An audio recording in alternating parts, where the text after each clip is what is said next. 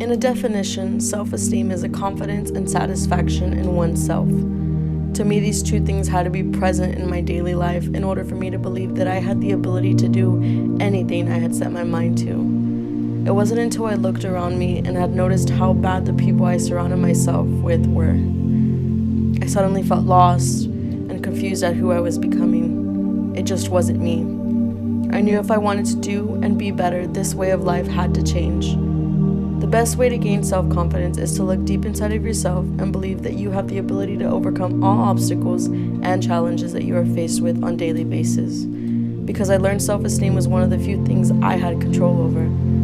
Along the way to becoming better, my mom helped me learn that self-confidence wasn't something that could be taught. It was up to me to decide how much belief that I possessed inside of myself. I always thought change would take forever to happen, but little did I know all it took was one day that would change who I was for the rest of my life. At my high school, we had a scholarship pageant going on, and I spontaneously decided to try out one day.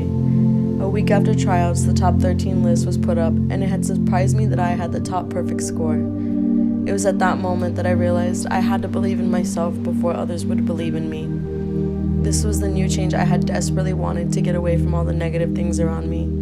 These next few months, I dedicated my time and energy into many practices to make sure I was going to be the best version of myself. We had fundraisers, events, photo shoots, and many fun memories that I would cherish forever.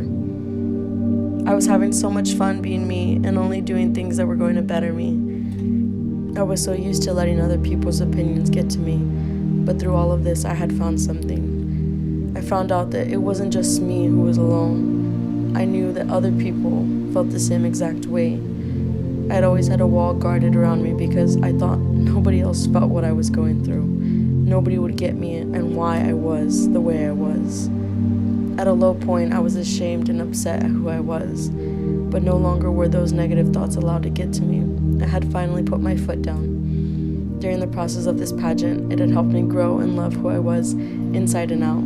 I now had pride and love in who I was. At the end of the night, I didn't bring home the crown, but I ended up second runner-up, which made me overjoyed. I also learned that for me being true to who I was able to inspire others and show that beauty has no standards. Most often, these feelings I had against the world came from letting other people's negativity inside of my head. I learned you have to be willing to take control of your life and whatever is holding you back.